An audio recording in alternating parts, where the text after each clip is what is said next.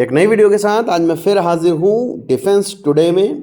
Review master Vikrant इस channel का पहले नाम था, अब इसका नाम डिफेंस टुडे है। नया नाम ज़रूर है पर जानकारी पुराने समय जैसी ही मिलेगी। अपनी सबसे पहली खबर की बात करेंगे, फ्रांस और भारत के रिश्तों को लेकर आ रही है।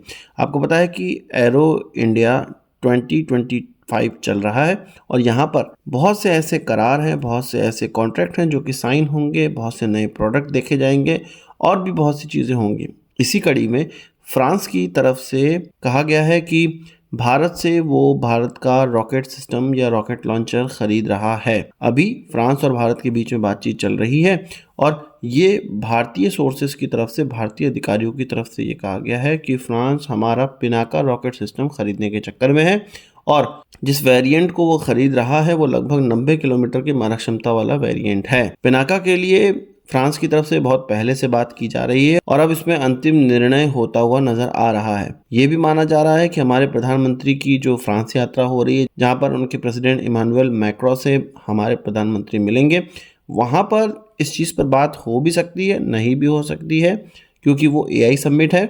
पर यह कयास जरूर जताया जा रहा है कि इस रॉकेट सिस्टम खरीद पर बात हो सकती है। साथ ही साथ सबमरीन खरीद, जो कि कलवरी क्लास के सबमरीन, 3 सबमरीन हम लोग फ्रांस से खरीदेंगे, उस पर बात हो सकती है।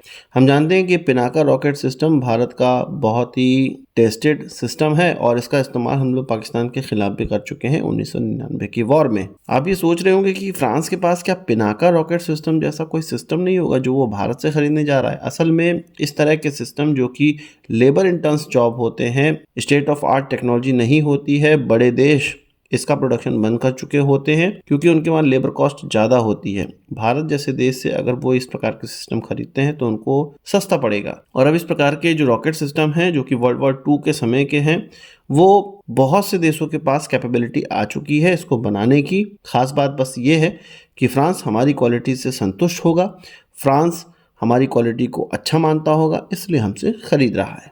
बात कर लेते हैं इंडियन एयरफोर्स की, और इंडियन एयरफोर्स के चीफ के द्वारा एचएएल के लिए जो कहा गया उसको आपको सुनना चाहिए। असल में एरो इंडिया 2025 चल रहा है, आप जानते हैं। इसमें तेजस के मॉकअप को भी सामने रखा गया, एएमसीए के मॉकअप को भी सामने रखा गया, इसमें तेजस MK2 के मॉकअप को भी सामने रखा गया। अब कुछ वीडियोस में और कुछ सोशल मीडिया प्लेटफॉर्म पे ये सारी चीज़ें निकल कर आई हैं कि हमारे एयर चीफ मार्शल की तरफ से ये कहा जा रहा था कि एचएएल हमारी कंपनी है, हम सभी इसमें काम करते हैं, मतलब हम सभी भारतीय इसमें काम करते हैं। पर ऐसा एचएएल को देखने से लगता नहीं है कि ये मिशन मोड पे चल रही है, ऐसा कुछ नहीं देखने में लग रहा है। उनका ये कहना था कि एचएएल में कुछ ही लोग हैं जो कि डेडलाइन को मीट करने का प्रयास कर रहे हैं, परफॉर्मेंस दिखा रहे हैं, पर एचएएल में सभी लोग ऐसे नहीं हैं जो कि कुछ कर रहे हैं।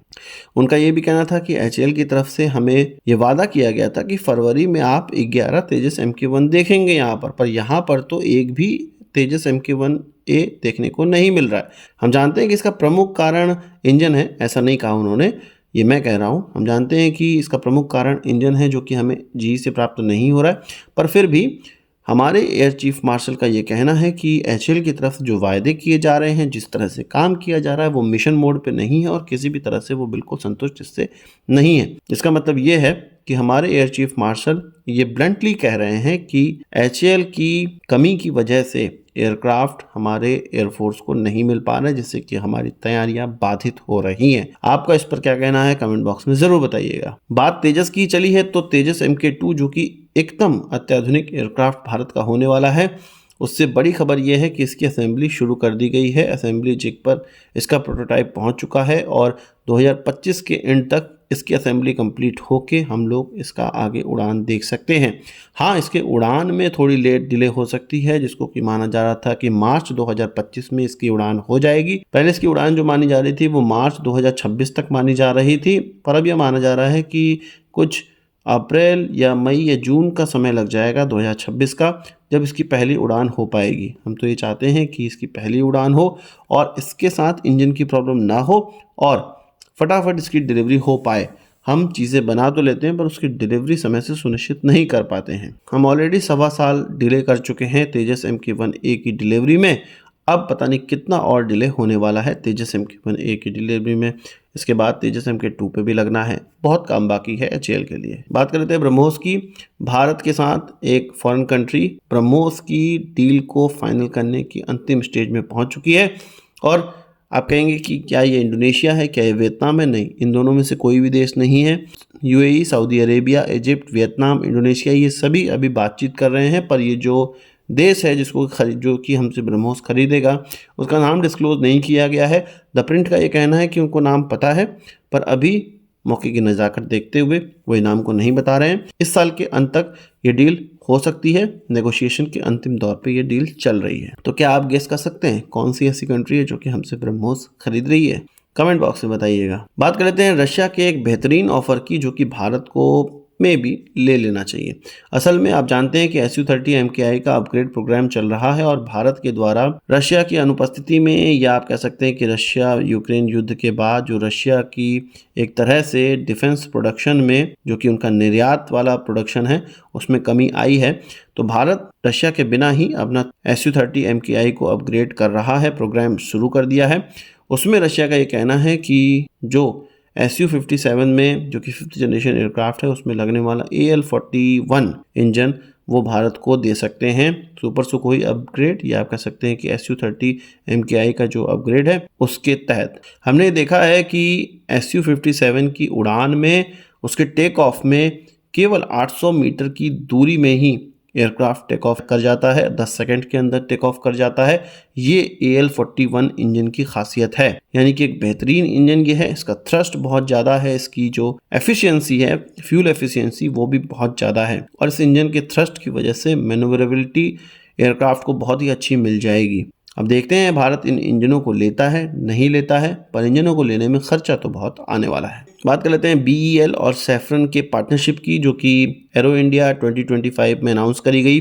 आप जानते हैं कि hammer smart precision guided weapon एक ऐसा वेपन है जिसको कि एयर टू सरफेस मार करने के लिए इस्तेमाल किया जाता है। फ्रांस की सैफरन के द्वारा इसको बनाया जाता है। इसकी ख़ास बात ये होती है कि ये मॉड्यूलर होता है, इसका फ्यूज़ भी चेंज किया जा सकता है, इसका वॉरहेड भी चेंज किया जा सकता है। मतलब एक ही गाइडेड वेपन में अलग अलग मॉड्यूलर फ्यूज़ और वॉरहेड लगाकर इसकी अलग अलग क्षमताओं का इस्तेमाल किया जा सकता है। जैसी ज़रूरत वैसा वॉरहेड और फ्यूज़ लगाया जा सकता है। तो इन हैमर सिस्टम को भारत के अंदर बनाने के लिए सैफरन और BEL की तरफ से जॉइंट वेंचर बनाया जा रहा है, और इन हैमर सिस्टम को भारत में फिर बनाना स्टार्ट कर दिया जाएगा। बनाना ही नहीं, इसके रखरखाव की जिम्मेदारी भी इन्हीं दोनों कंपनियों की जॉइंट वेंचर की होगी। इसके अलावा विश्व में अन्य जगह जहां पर ये बिकते हैं, रखरखाव किया जाता है, उन सभी के लिए जिम्मेदार यही जॉइंट वेंचर होगा। रखरखाव से मतलब ये है कि इसकी सेल्फ लाइफ को बनाए रखना, ये बहुत ज़्यादा इम्पॉर्टेंट होता है। और ये कंपनी, ये जो जॉइंट वेंचर होगा BEL और सैफरन का, जो कि भारत के अंदर होगा, वो ही ये सारी चीज़ें देखेगी। इससे भारत की आर्म फोर्सेस की कैपेबिलिटी बढ़ जाएगी। वॉर के समय में किसी दूसरे देश पर हमें डिपेंडेंट नहीं होना होगा, हमारे वहाँ ही इसका प्रोडक्शन स्टार्ट कर दिया जाएगा। आपको इस खबर पे क्या कहना है कमेंट बॉक्स में जरूर बताइएगा। आज के इस वीडियो के लिए बस इतना ही। आशा करता हूँ आपको वीडियो पसंद आया होगा। आप उसको एक बड़ा आंसर जरूर देंगे। इस वीडियो से संबंधित सवाल सुझाव हो कमेंट बॉक्स में जरूर लाइएगा, और यदि आपने हमारा चैनल सब्सक्राइब नहीं किया है उसे भी कर लीजिए, क्योंकि हम इस प्रकार की वीडियो लाते रहते हैं। नमस्कार, थैंक यू, जय हिंद।